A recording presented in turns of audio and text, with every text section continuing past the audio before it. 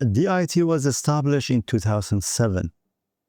But, when it comes to digital, everyone working in this field, we have a problem. And it's about people not really grasping what digital means and why we need ID. So I think even my predecessor, he spent his time explaining IT and explain to people that we are not here to format a computer, to fix a printer.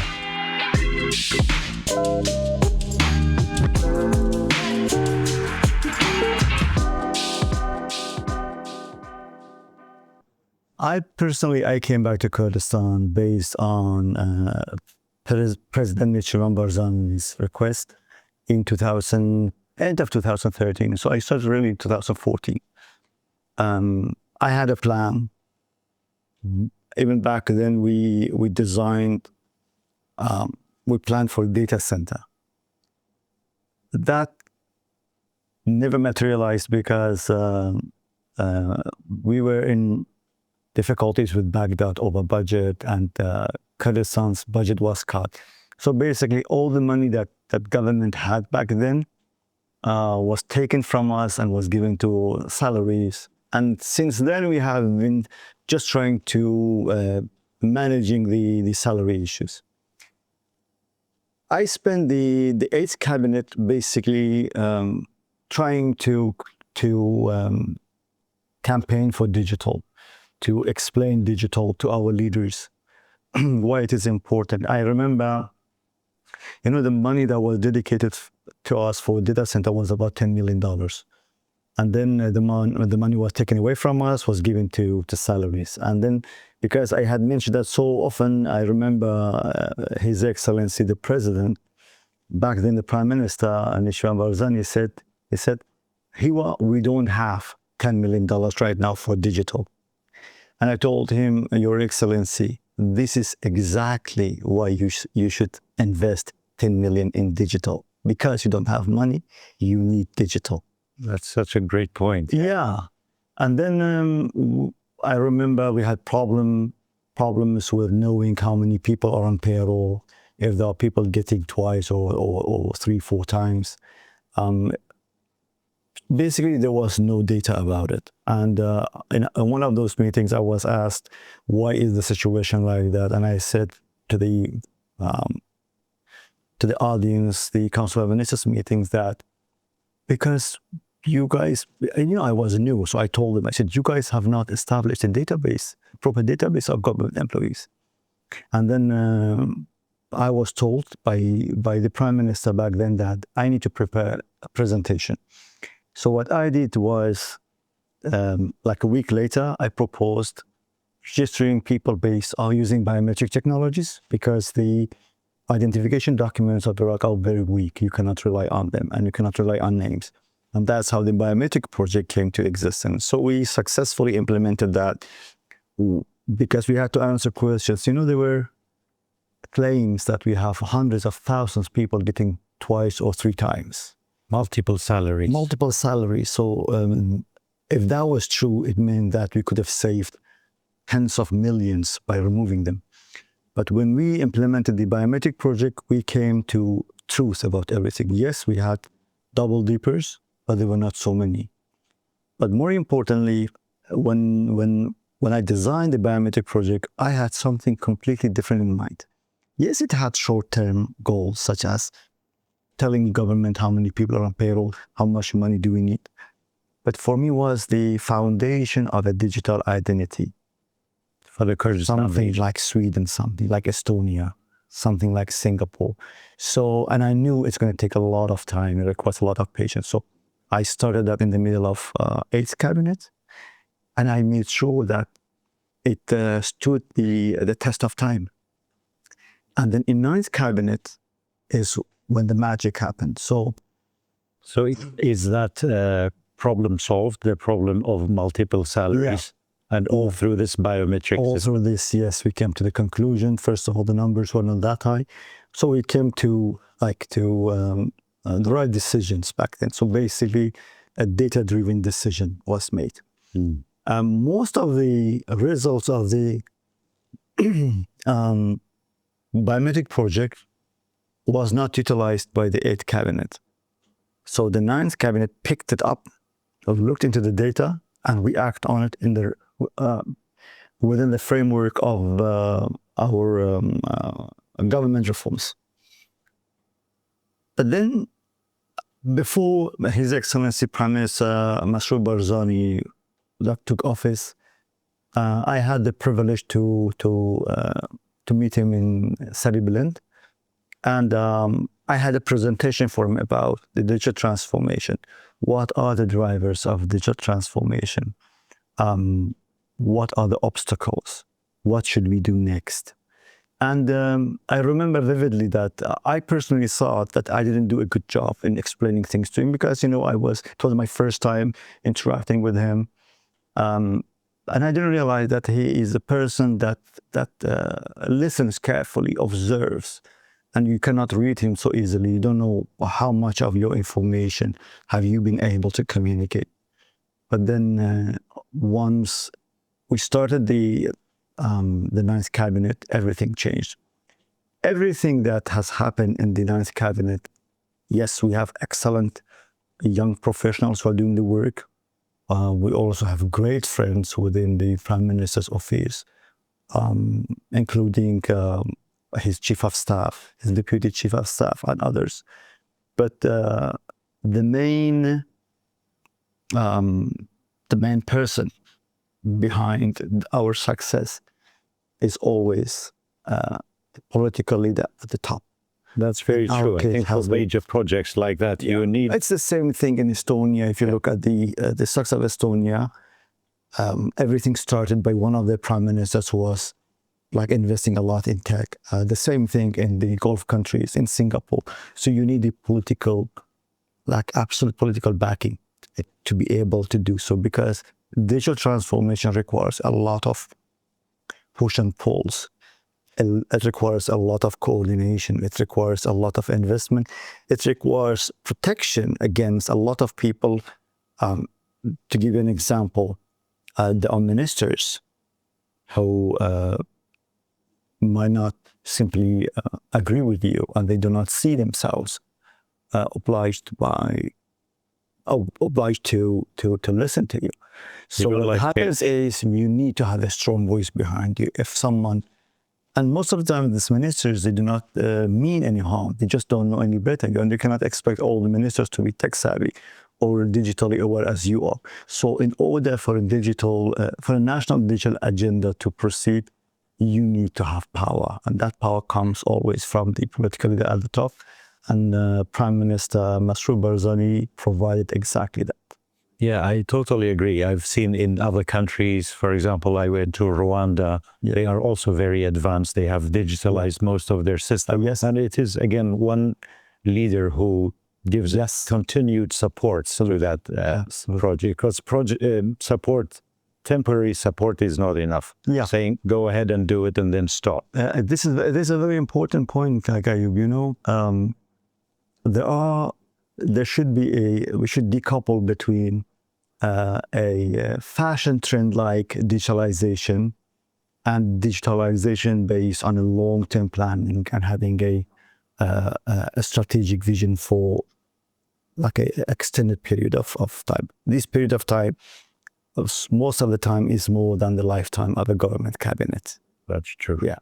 And that's why it's extremely important to have a strategy, a long-term strategy. And there needs to be, I wish we had bipartisan support for that. Unfortunately, in 9th cabinet, we were pretty much alone. So, but I'm very hopeful that the next government cabinet would be even better. What we have achieved in this government cabinet, and I'm not saying that because I had the privilege to be heading this department, but it's really a lot that we have achieved, and that goes back first again to the political support of His Excellency the Prime Minister, but also to the brilliance and excellence of our young professional Kurds who have been doing everything possible in this department, creating systems, managing situations, protecting things, running infrastructure, and so on. It must have been very expensive to bring skills from abroad, right? Instead of having local Kurdish graduates from the Kurdistan region to help you build a team, because sometimes you'll have to hire and recruit experts from abroad. Has also saved a lot of it is such a blessing and such a fresh air that I can say today that Kurdistan really, when it comes to skill sets, we do not need anyone from outside. We can actually send people outside. You will be amazed by the depth of the knowledge, the skill sets, and how smart these young professionals are. So we didn't have that problem. We didn't have to bring anyone from abroad. Well, most of the time, our problem was more like coordination and making sure that our friends and teams that were supposed to help us, for example, sometimes we had different conflict of vision. Again, not intentional, they just a conflict in vision, but managing them has been more difficult for us than developing systems. That's true. And when, let's say, a minister or a specific institution is not being helpful or does not like the transformation, is it because they are losing something with this change, or they don't understand the importance of this transformation? I would say it's depending on who you're talking about, it's a mixed reality. Most of the times, it boiled down to them not really understanding what we do. Sometimes it was them thinking that there was an element of envy, I would say, in it. You know, to build a digital nation, you need really to have a big heart. And it means sometimes you have to let go of things that you hold dear and near. Sometimes people were not willing to do so. But what we have done is we have been prioritizing well. So there are systems in place in our government right now that are not actually up to our expectations. We turn a blind eye on them because, you know, when you are in a government, you're talking about digitalization of 300 to 500 services. Wow. So governments are extremely complex. They are more complex than any high-tech company. For example, if you think that Microsoft or Google are more complicated than a government, you're mistaken. Wow. Governments are way more complicated, and they have like all kind of stakeholders, expectations, and so on. So you, as any government cabinet, needs to be very clear about its priorities for the 4 years, because you cannot do everything in that cabinet. And that is more valid even for digital services. It means you have to know, I will be able to do max maybe 20 services, if at all. And then I have to be very careful what 20 services I choose to first. Priorities. So it should have an impact. Yes. It should have an enabler effect. For example, if I do this service, then it will help me do this service. It should be something doable because, you know, government cabinets are looking for quick wins as well. There will be elections. It should be doable. It should be, do we have enough money for it, and so on. So prioritization is key in everything. And based on our priorities, sometimes we have been turning blind eye on some projects on the side. Let them do it, because we're gonna get back with them, get back to it later, not to eliminate it, but to make it better, replace it, in coordination with whoever is going to be in charge of that profile at the time. Did anyone in the last 10 years ever tell you, a government minister or someone saying, go to another sector, my sector does not need digitalization? Not directly, no. But there are ministers, they have been doing stuff that they never asked for approval. Some of them are still coming back to us as problems, and we have to fix them. Not directly, but they have tried to bypass us. Mm-hmm. They have tried to do things behind our back, so to say. And even though His Excellency the Prime Minister has made it clear on numerous events and by multiple publications and letters and orders that everything needs to be coordinated with the Department of IT, but there have been situations and ministers who have done so. again, we turn a blind eye on those who are not very critical, but we also understand that some ministers should be allowed to do their work. If you do not have an alternative for them now, then something that works 20% is better than something that doesn't work at all. So we let them manage that profile. We even publicly acknowledge their achievement, not by our standards, but by the situation on the ground. They have been doing a good job, and then again we can go back to those services and make them better. How about a government agency or ministry telling you, thank you, because everything has changed since it was transformed? Have you got back like feedback from them? Yeah. We have. I have excellent colleagues. Ministry of Interior has always been thankful. Ministry of Trade has always been thankful. Ministry of Finance has always been thankful. Ministry of Electricity has always been thankful. Most of them appreciate what we have been doing for them. Head of Investment Board. The Board of Investment has always been thankful. Department of Coordination and so on. Head of D1. Yeah, so I would say 95% of fellow ministers and colleagues have been thankful, and they have been like publicly acknowledging what we have been doing for them and appreciating what has been delivered to them. Okay, so we solved the problem of multiple salaries, multiple names on the payroll through your biometric system. What other issue was there that was pressing and problematic for years that DIT solved or is in the process of solving? So something that most important thing, so that you cannot, in the world of digital, and if you want to manage anything, you need to define that thing. See, if I give you a good example of what humans have accidentally managed quite well without digital, would be the cars and number plates. Because number plates are unique, you realize that in most of the countries, vehicle registration and management is quite a flawless process, because you have assigned a number to an object that is unique. You need to assign a number to everything if you want to manage that thing. Wow. If you cannot, because that's how you can quantify it. If you cannot quantify it, you cannot measure it. So the biometric project was a precursor for us assigning digital identities to every individual. Today, we have over 2 million people with digital IDs. It is their digital IDs that define these people in the various systems.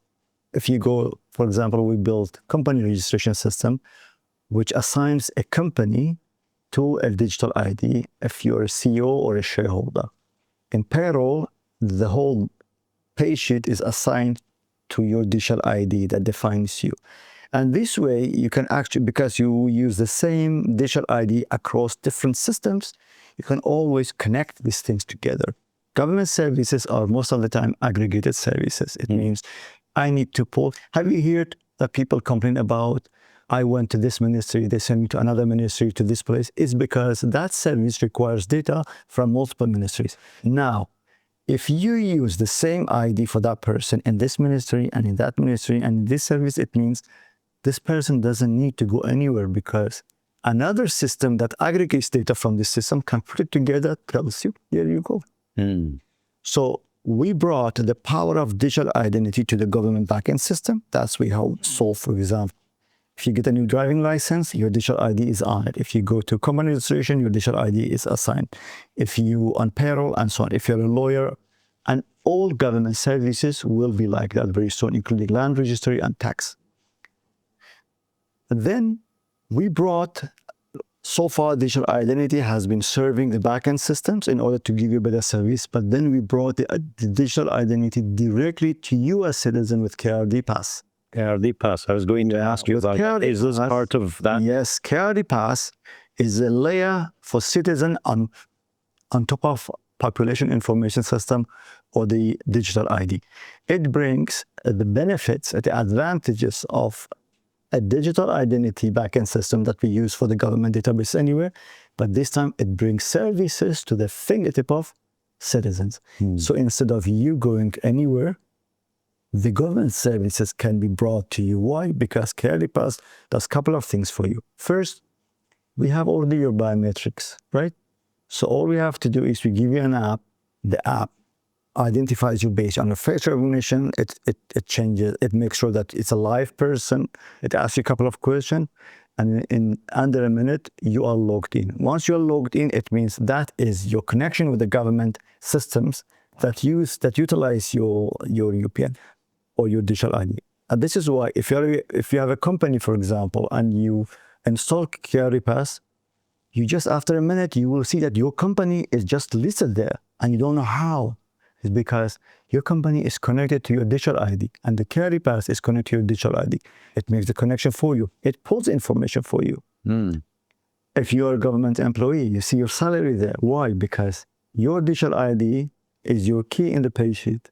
And KRDPass uses the same key to identify you, so it can pull information. So first of all, it's a way for authentication. If you're patient with me, I can tell you also why KRDPass is so important. Imagine that you have digitalized 200 government services out of 500, right? So you go online, you want to log in. How are you going to log in? If you are using a username and password, even if you're using two-step authentication, it means either you are going to use the same username and password for all 200 services, or you're going to use different one, which means you need to memorize so many username and passwords. That's a big problem. Yeah. And if your password is leaked, it means people will have access to your information. So this is impossible. KRDPass is your login tool. One of the functionalities of KRDPass is any government service will provide you with a QR code. You just open your KRDPass, scan the QR code. The backend system knows exactly that it's you who is trying to log in. So it authenticates you. It makes sure that if it's you, imagine you're logging to a land registry system. It's very sensitive information, right? Yes. The system must be 100% sure that it's you to show you those information, let alone having transactions. And this is how citizens, without having to memorize anything, they themselves, their face and themselves, they are the credentials. You don't need anything else from them. Yeah. This is how UAE pass in the UAE, they use that. Singapore is using that. Sweden is using that. And we are also, we have launched it. 330,000 people right now are using KRDPass. We have just started, we just wanted to pilot it. So KRDPass is going to be the next really big thing in the 10th cabinet. It's going to change Kurdistan, hopefully forever. And it's going to bring services to the fingertip of citizens. We had a meeting today with regards to tax. And we had a previous meeting about a land registry system. Both systems will be utilizing digital ID, which means both systems will be available in KRDPass. So from now on, it's more about integrating services into KRDPass, but the real work has been done.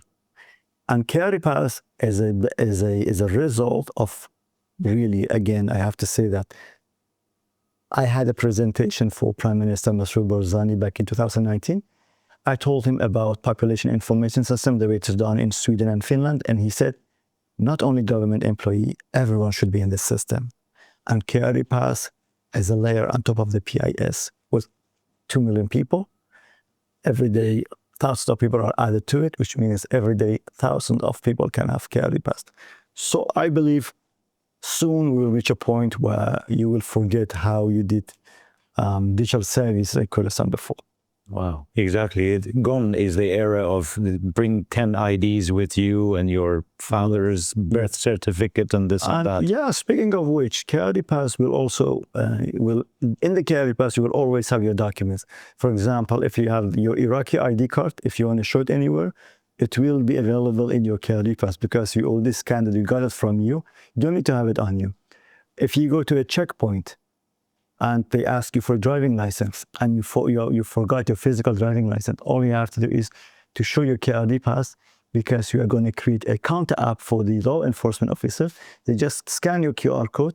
They will know if you have a driving license or not. So will If you have a criminal record, if you have been, do you think? Like, will the government agencies, checkpoints, places trust this KRDPass? Or will they will they be like instructed? The Ministry of Interior has been extremely helpful. They have been they're even suggesting ideas to us. So I don't see any problem there. What we need to do is that we make KRDPass. There should be a law passed in Parliament, seeing KRDPass as a valid legal document. Yeah. That is the hurdle that we need to. But let's build the system until then. Then we will be working on making sure that we have bipartisan support for that. How about data, like concerns of data privacy? I remember everywhere in the world, but here as well, when we started the national ID card, before that it was Kartizanyari information, people would say, don't give out your information. The government is using it for this or for that. How about that fear? Has it dissipated now a bit? Do people understand more, or do you face issues with that? We do not face a real issue with that, but we take it very seriously. You know, we live in a time where more and more systems are taking over, more and more things are digitalized. We are in the AI era where privacy is becoming extremely important. We don't know what data was used, the data that I'm giving, for example, to my AI chatbot, is it being shared somewhere? And people are uploading extremely sensitive information to this tool. When it comes to privacy, first of all, it's a multi-front challenge. When KRDPass, for example, was designed with GDPR in mind. So whenever when you yourself, you're logging to a different system and you scan a QR code, in your KRDPass, you are prompted. It tells you, let's say you wanted to log into the land registry system. In KRDPass, you will see a prompt. It tells you the land registry system wants to take this information from your profile, your name, your date of birth, your gender, and more, and so on. Do you approve? So we have built the explicit consent into KRDPass. It means user should be in control.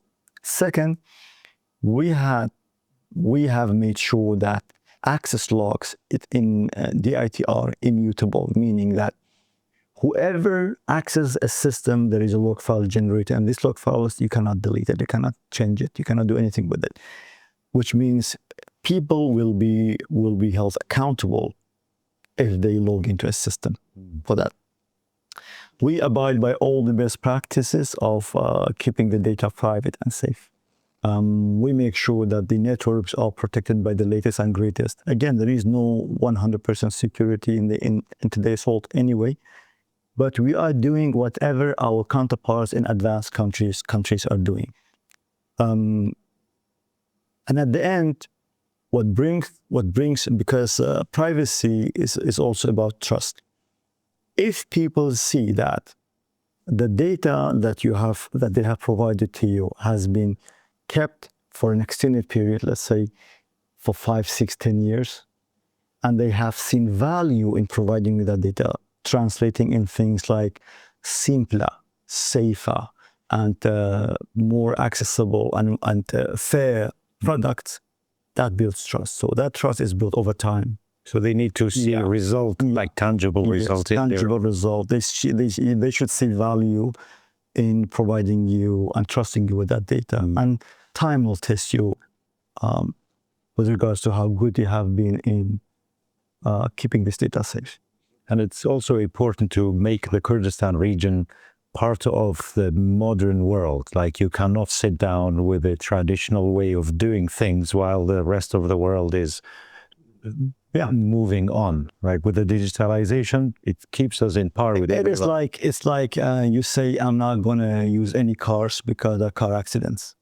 Exactly. So it's about, even in the age of era, it's about how we can use technology responsibly in a safe way, how we can maximize the benefit for us as the central digital entity of the government. It's about how we can make the life of our citizens better by the means of technology. How can we make our government more efficient?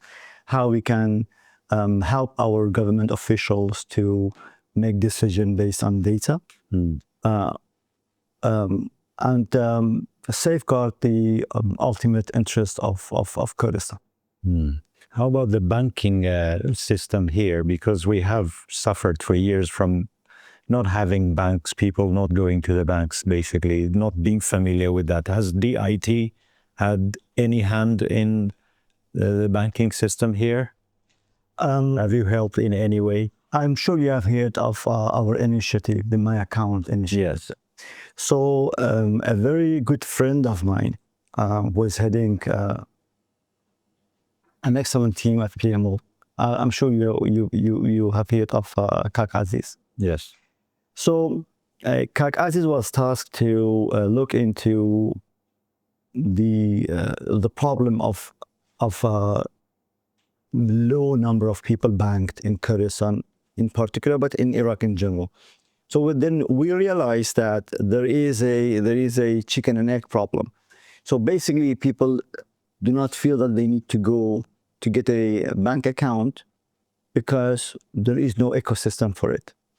And the banks didn't have any mean to, or didn't see any value in encouraging people to go and get a bank account. So someone needs to break this circle. And that's what my account campaign was about. We know that for any person to have a bank account based on the central bank's criteria, it's an extensive data point that need to be collected from U.S. citizens and submit to the bank so that that bank can get you a proper bank account. We knew that we were sitting atop of a lot of database and information. So what we did within our help to my accounts team was we gave them tools. First of all, based on the digital IDs, we quickly identified, we took information from the population information system. We created a software for them that put on tablets. So when they met people, and they started with the government employees first as pilot. So when they met people, the tablet was built in with face recognition capabilities so that we quickly identified that person to make sure that there are no confusions. The names were there. Most of the photo of the person was there. Some of the documents were there. So what they did, they added the additional information that was required as part of the KYC. Wow. And they submitting this information, it was automatically saved in the data center.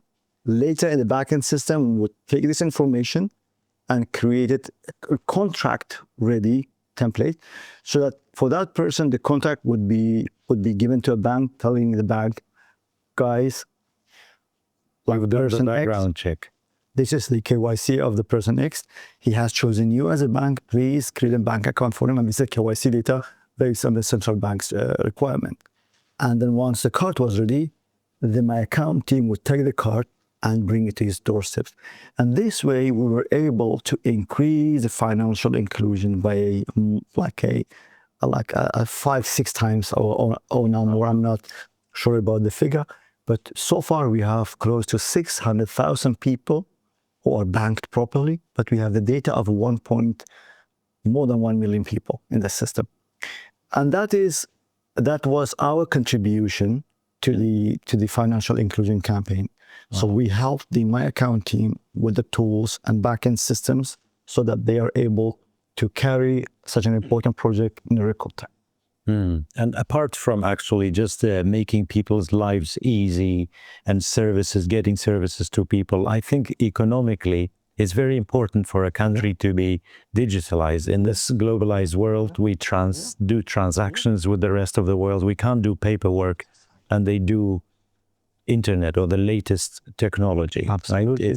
It's essential. Absolutely. I mean, today, wars are fought digitally. Economy is a digital economy. Even diplomacy is a digital diplomacy. At the heart, I'm a technocrat, so I'm not always politically correct.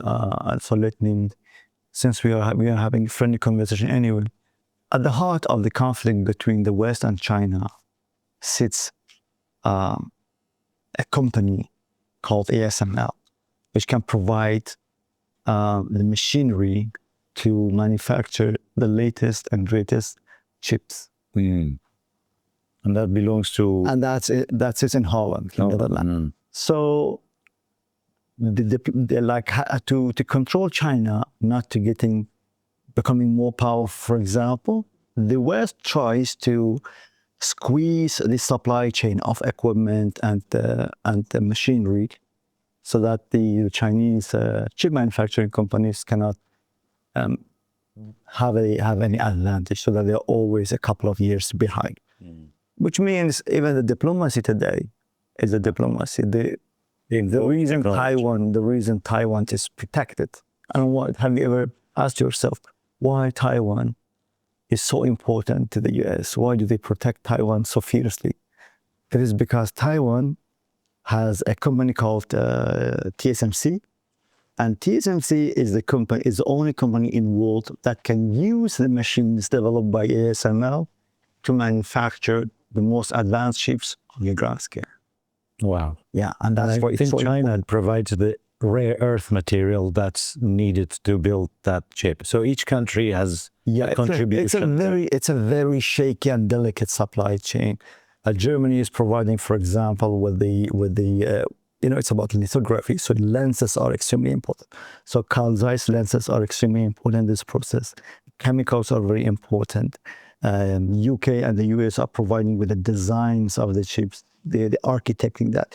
So it's a very delicate and expensive supply chain. So a company, for example, ASML, is a result of multi-billion company pouring billions of dollars into one place so that thing could be built, because none of them had money on their own to build it alone. That's why they had to cooperate and choose, okay, we all agree to produce it there.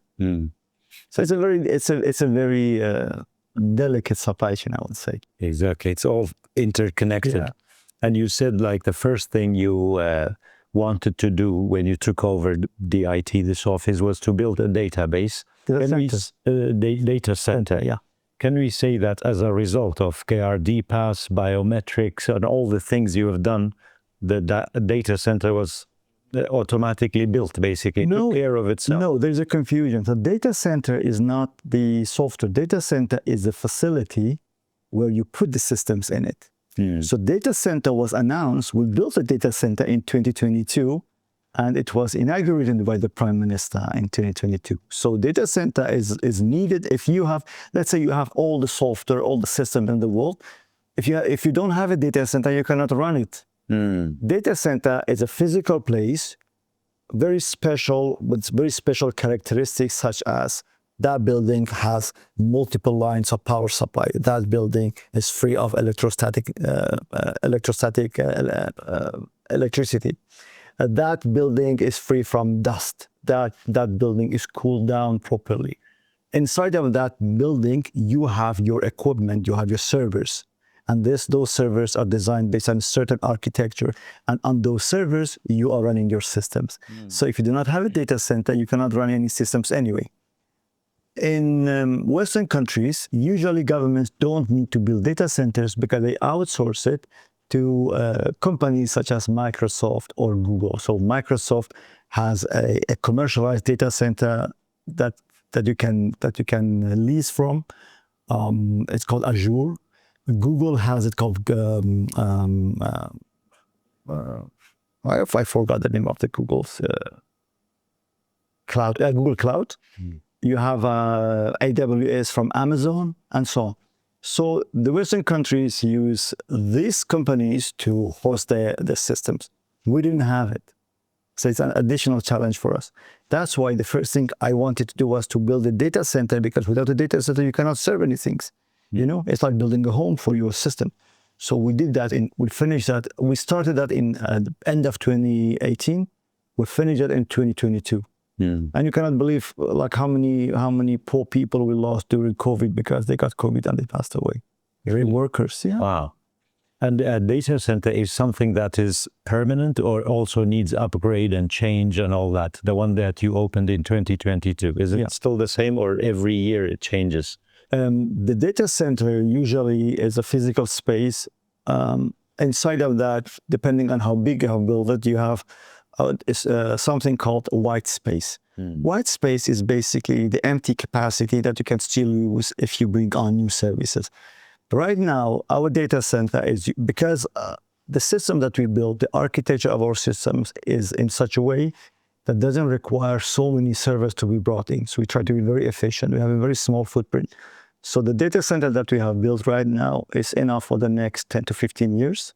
Wow. At the same time, we're building multiple other data centers so that we balance load in between these data centers. And God forbid, if something happened here, we have places where the data is backed up so that we can continue from there. So this is part of our high availability initiative. Okay, so now if the Kurdistan region is part of Iraq, we deal with them every day, ministries, salaries, and many other things. What if a region like the Kurdistan region is digitalized and working with the latest technology, but your partner is not? Is that a challenge? It's a challenge. It actually is a big problem. We see that in the payment infrastructure. We see that in the banking infrastructure. You know, some of these topics are under the control of federal government. And because they are slow in doing things, that they're slowing us down with them. In my account, for example, we had to abide by all the rules and regulations of the Central Bank of Iraq. Sometimes they were good, sometimes they were purely preventive. In payment, for example, the fintech solutions in Iraq, they cannot compare them to the fintech solution providers in Canada or like in Europe. They are not good, which means that you, as a government digital entity, you build system, and then when it comes to payment, first of all, you are not allowed to do it yourself because the central bank says you are not a fintech solution provider, you cannot do it. So you need a proper bank, you need a fintech solution provider, and they are not that good for various reasons. And this has a cascading effect, so it slows you down. And without digital payments, if you cannot pay people digitally, if you cannot get paid digitally, there is little meaning into digital transformation. So yeah. Also, like on digital IDs, for example, if the Iraqi national IDs, if they had not built a silo, and by silo means basically you build a system that's not available to anyone else but you. So no matter how good it is, it's a silo that serves no purpose except for the one that you have built it for. And that is, for something like an Iraqi national ID card, this is very bad, because if they had built it properly, we didn't even have to register people biometrically because they do it anyway. So that's true. The lack of, and Iraq has its own problems. First of all, you know, most important thing for digital transformation is that the infrastructure cannot be built in a lifetime of government cabinet. So it's extremely important that there's a continuity, at least for 2 or 3 cabinets. The reason we are sure that the next cabinet will be even better is because we know that Prime Minister Masroor Barzani is going to lead the next cabinet, which means what we have built in this cabinet can be completed and be fruitful for the citizens in the next cabinet.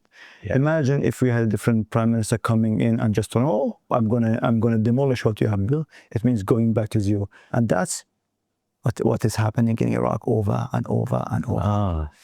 So it must be a continuous process. Yes, it should be a national agenda. 10 years, 15 years, 20 years, if you can do it properly, but at least 8 years. Are they not doing anything? Do they not have similar digitalization projects? No.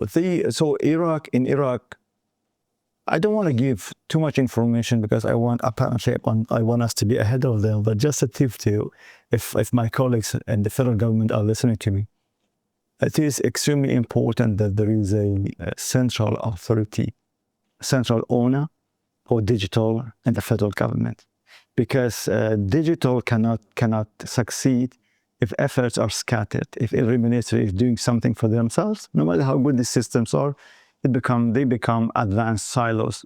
And digital transformation means coordination, data exchange. It means that one system should enable another system, and data should be shared safely across multiple databases to become a public value. That's a very good point. Two things actually you said. One is data should be shared. I am also of the same belief, but there's always a fear of sharing data. Yeah, but that's data why I said is safely. yeah, safely, but for There should be a red line. There should be a red line. What are the red lines? Yes. yeah, some mentality does not allow. At the minute you say share data, they are And scared. that's why the data governance should be part of a digital transformation strategy. Yeah. So that's one thing. And then you said it needs the government ownership. So you think Iraq or the Kurdistan region would not have been able to do this if every ministry tried to digitalize itself? Absolutely. It would get nowhere, The only reason we are so good is because PM decided to centralize that and give the mandate. You know, the first thing is translating a vision into a mandate. So you have, as a top political leader, you have a vision, you know. Your vision is to have a very advanced Kurdistan. But that needs to be translated into a mandate given to a central entity with powers, and hold them accountable. If people are in charge are not good, change people. But that you cannot do digital transformation without a central owner, powerful central owner. That's true. And now we have even moved to AI. The world is all about AI. Yeah. What's our place, Kurdistan region's place in this whole talk about AI or the reality of AI? This is a very good question, and it requires a lot of clarification. See, AI is digital. AI is digital. The only difference is that we have built a small virtual brain that we can train on doing things. And this brain doesn't need to be one. You can have, AI has classifications. AI has various fields. So the first thing starts with a AI national strategy. First of all, you need to educate people of what AI is really. Some people see AI only as ChatGPT. Yeah. Where AI basically is everywhere. AI, like the spam filter of your Gmail, is AI driven. Actually, the recommendation engine on YouTube or TikTok or Instagram, when you scroll, if you realize once you have a look at a piano, then you will see a lot of pianos, because there's a recommendation AI engine that knows it knows the content of the video. It knows there's a piano in it. It can recognize it. It's not human. So we have been using that for years now. AI could be used to optimize your traffic lights. AI could be used in the hospitals to help the doctors look into MRI images and detect anomalies. It needs to be defined what we mean by AI. Some AIs could be used as they are, can get from other countries. The biggest problem that Kurdistan has when it comes to AI is that there is no large language model that can master Kurdish language properly. Why? Because the amount of information in public domain that could be grabbed by these big companies to train the AI models was not sufficient enough to give you an optimized LLM.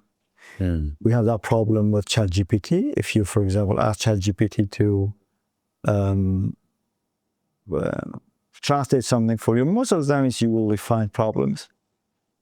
The text to audio speech in high text, I realized that while it was talking to the Prime Minister, it was confusing the word pala with pala, which is a significantly different meaning, right? Wow. So hawali ba pala or hawali ba pala.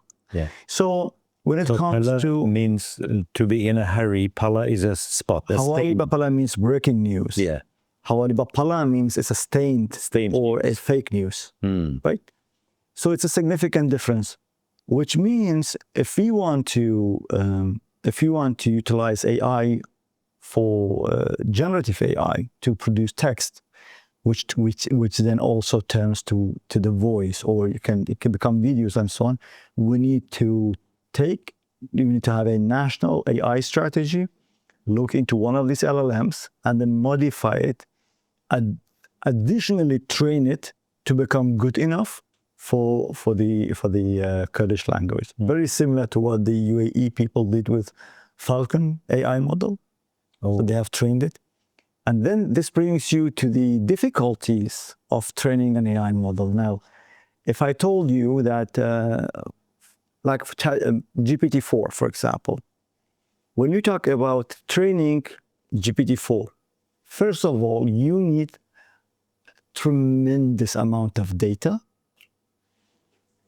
but also tremendous amount of energy.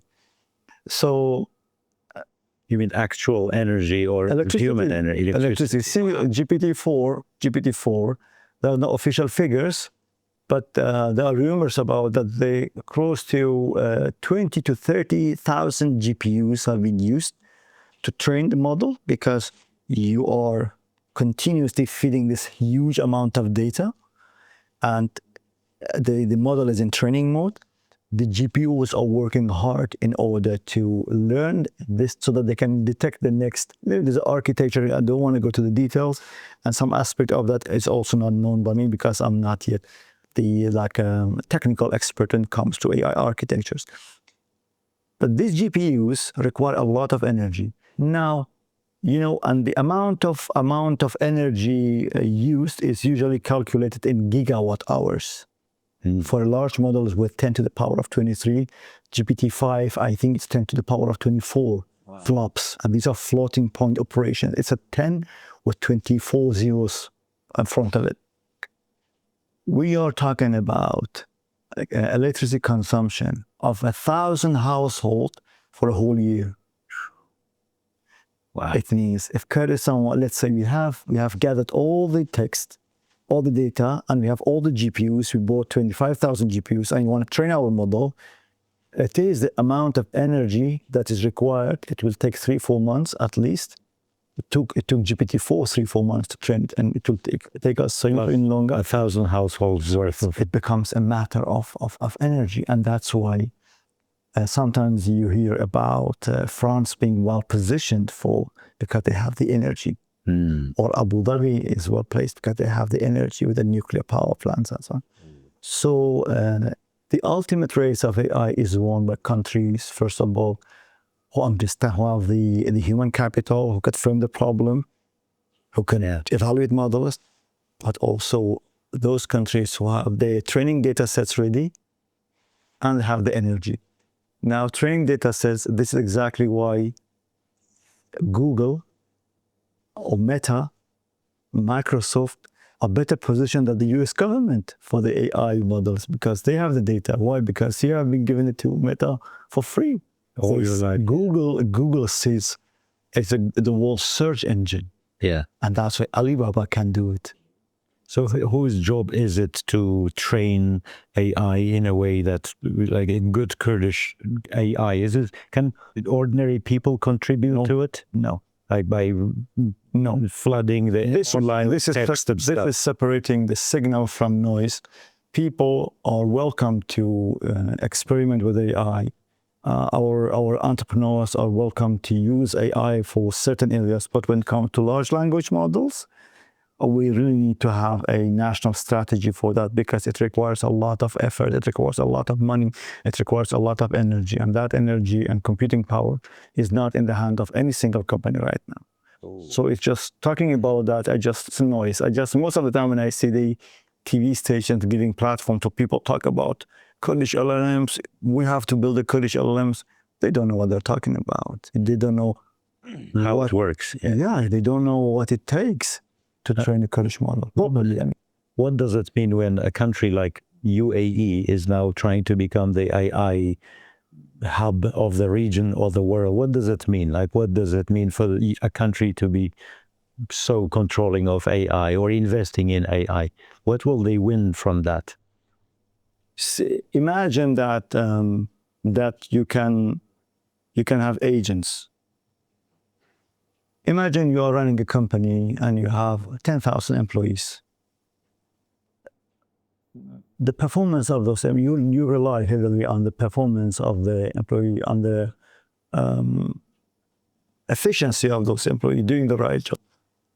Imagine that, like, you don't need any of those people. Suddenly you can run AI agents who could do these things with precision, without error, no money paid. A fraction of it, which it makes a country extremely competitive, extremely efficient. I mean, UAE is a wonderful country, especially because they are not in competing with anyone.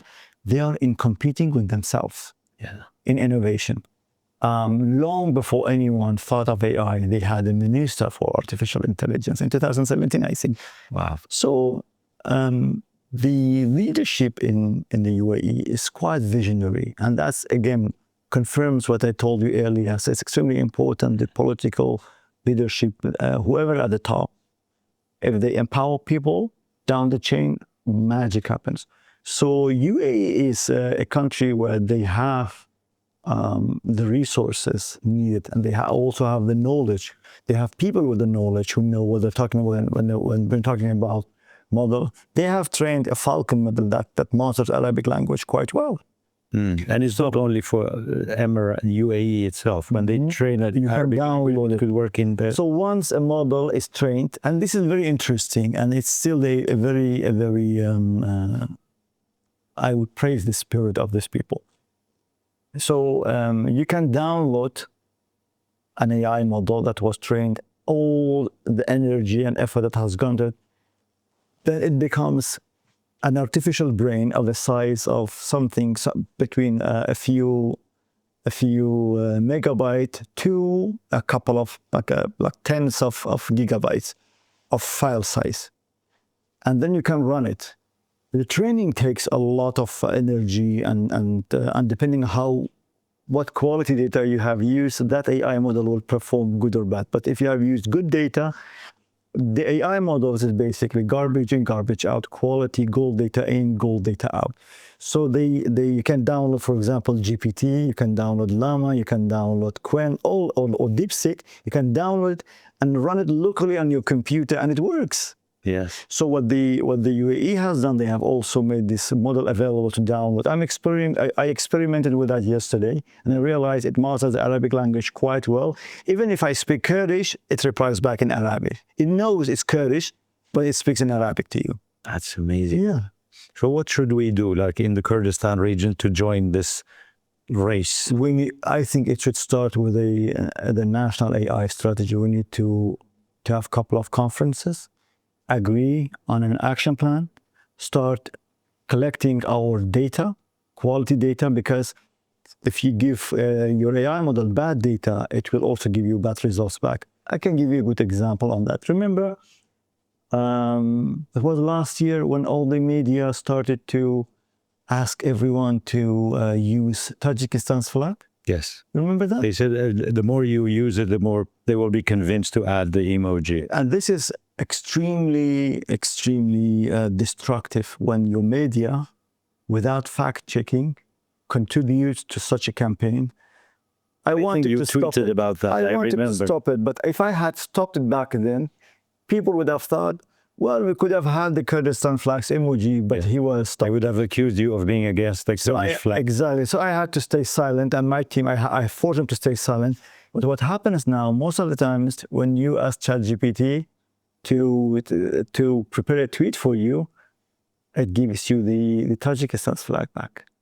Because it became part of its training data set in GPT-5. They helped the Tajikistan flag, actually. It backfired. You, as a Kurd, you have officially used Tajikistan flag as your flag. Of course, the AI learns that. That's a good example of junk in, junk out. Wow.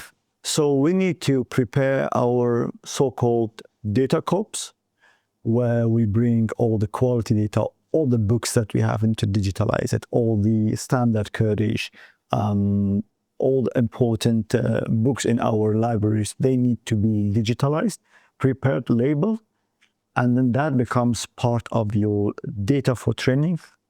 We need the help of experts on this field as well on how to prepare that. Then we have to choose a large language model. It could be anything. It could be Llama. It could be GPT, whatever it is. And then we start train our model using our data, and the results should be made publicly available to anyone to use. I assume it will be something less than a gigabyte big. A small artificial brain can give it to anyone. They can run it on their computers. They can build products with it. They can build something like ChatGPT for Kurdish and offer it.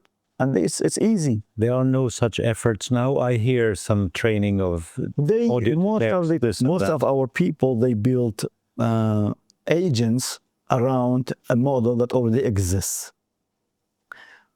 As a large language model, there are no large language models for Kurdish right now. They're small ones. They are not so reliable. So what they do, they take, for example, Gemini, and they build a wrapper around it, a product around it that communicates in the backend with Gemini. But you think, for example, you can build a tool called Ayub AI. I go to ayubai.com, I see an interface, I log in, I pay subscription fee, and I start question, and you answer. But your interface is in the backend communicating with what brain? With the Gemini's brain. So whatever Gemini is trained on, that will be the result. If in Gemini, someone like, let us say, if Hiwa Afandi is not defined in the trained data set of Gemini, that Gemini in Kurdish will not know who Hiwa Afandi is. No matter how famous I am, it will tell you, I don't know this person. And that's valid for our leaders. And sometimes AI makes up answers. They don't know something, but they still give you a wrong. I've seen. Depending on how they're configured, how the reasoning is done, they start to, that brings you to prompt engineering and how to interact with and every AI LLM is different. So you have to make sure you know how to communicate with an AI agent to make sure that it's not hallucinating. We're not trying to be too nice to you. One of the things that I usually tell my AI assistant is, be extremely critical of me. Do not try to flatter me. Point out my weaknesses if you see any. Otherwise, they will be like confirming your bias. You know, they're also smart. They know how to keep you paying the subscriptions. No one likes the truth.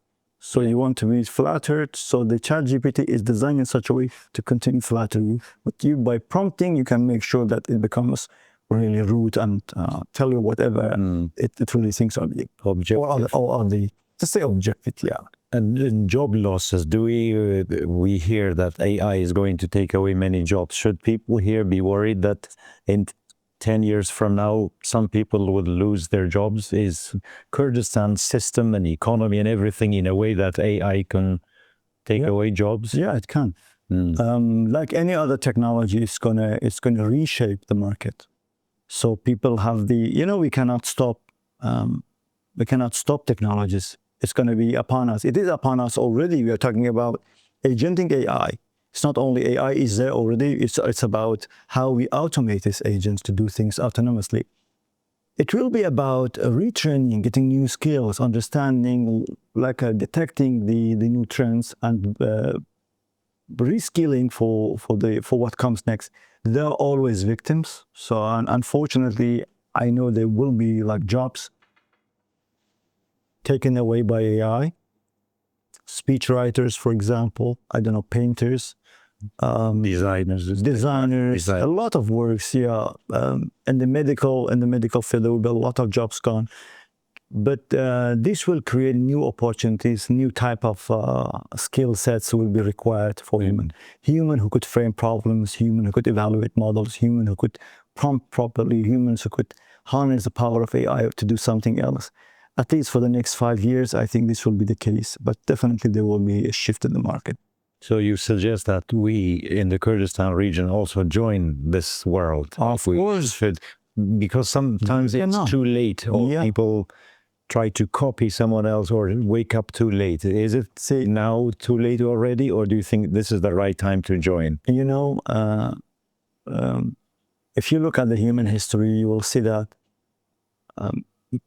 that we are alive today is a result of organic life adapting to change. So as Heraclitus said, 500 BC, change is the only constant. Everything else is impermanent. So technologies have always disrupted, and for example, from it took us millennia to get to printing press, but from printing press to telegraph, it took us only 1 century. And then it took us only a couple of decades to get to public internet, a few years to get to mobile computing and this kind of thing. And the impact on the GDP has always been like exponential, right? Wow. So the change is there. You cannot stop the change. Either you adapt to it or you fade away. Yeah. Nations such as UAE and Singapore understood it. They organize around it. That's why they prosper. If Kurdistan decides not to utilize AI, Kurdistan will not exist. Yeah. Any nation, not only Kurdistan, right? And that's exactly the problem with the AI race. And that's why the regulation is not, the regulation cannot keep up with the AI progress because countries know that the race is on. Yes. So while we try to figure out how to at least make sure that this AI is not going to be the end of our civilizations, but they cannot still stop because they know if they stop, they will be behind in the race. And that's why there is a race between big countries. It's US, China, and the European countries. Together, they have teamed up.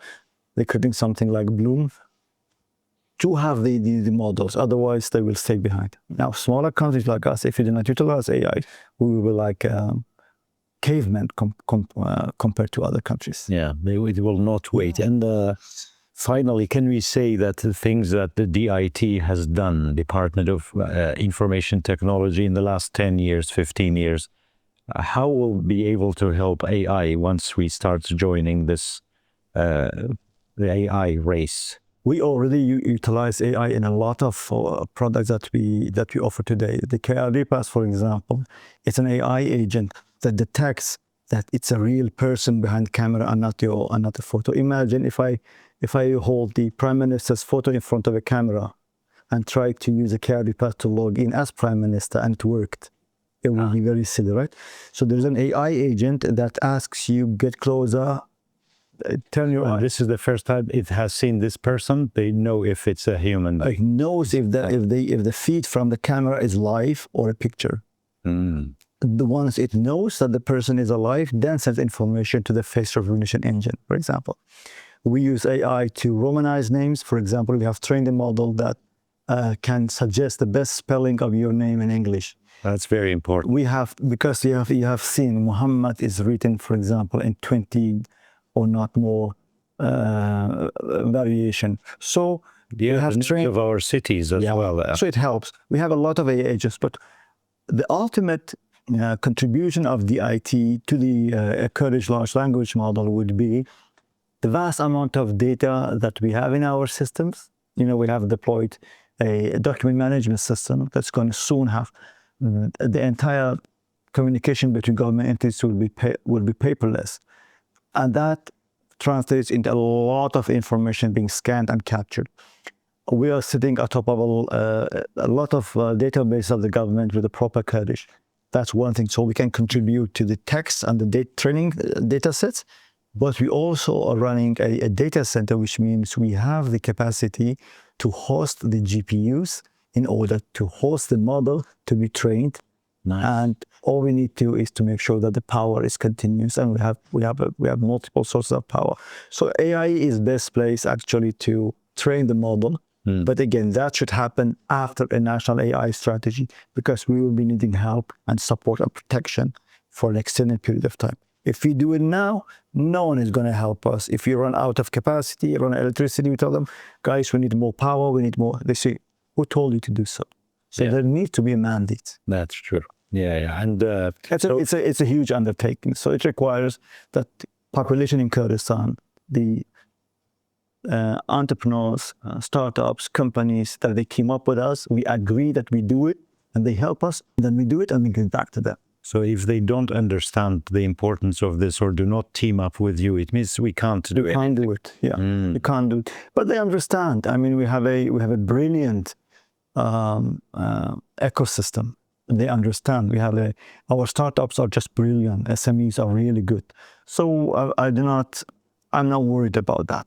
It's more about someone needs to take the first step, and I'm waiting for the next cabinet to be established so that we start that officially. So, because it's not an easy undertaking, we are very busy right now. Okay, and finally, I know you have come from different events today. Is KRDPass the next big thing? You said you are still working on it, or is there some other thing you hope you do in the next cabinet or in the next 5 to 10 years? KRDPass is in its first version. We were hoping that people, like up to 10,000 people would use it so that we can see some data. We were surprised that more than 300,000 people downloaded that, and they're already using that. So KRDPass is there. KRDPass is already a tool that's being used. The question is the question is about prioritization of backend system so that KRDPass can utilize it to really to citizen, because KRDPass is a tool, it's like a Swiss Army knife at the hand of citizens. Purpose. So we need to build the backend system for this tool to work. And we did, payroll was easy because we developed it. Company registration was easy because we developed it. And tax and land registry will also be easy because private sector is coordinating with us in its development. And I think in 2 years' time, you cannot live without KRDPass. By the end of this, what date is today? We have 15th. I think by the end of March, you will see the speeding tickets in your KRDPass. So basically, you can go to KRDPass, add your car, and it will tell you if you have any speeding tickets. In less than 2 months, you will be able to pay for those fines in the KRDPass. Yeah, I was talking to the Consul General of the Netherlands a couple months ago in this podcast, and he said that. He said, I got my ticket here. I would like to be able to pay it. Yeah, I don't know also. Exactly. So we've done that. We are working with a excellent team from the PM. We are working on a mobile payment platform. It's being available soon. And basically, we bring first electricity payments into that, and then everything else. In KRDPass soon, you will be able to see your electricity consumption for those who are part of Runaki project, for example. That's amazing. Wow. Thank you so very much, Hiwa Afandi. I really appreciate all this amazing information and eye-opening. I, of course, not familiar with many technical things, but I've learned a lot from you. I appreciate that. Thank you so much for dedicating time and having me, and a warm welcome to the Department of Information Technology once more. Thank you. Hopefully we will continue this conversation in another time. Whenever you want. Thank you so very much. Thank you.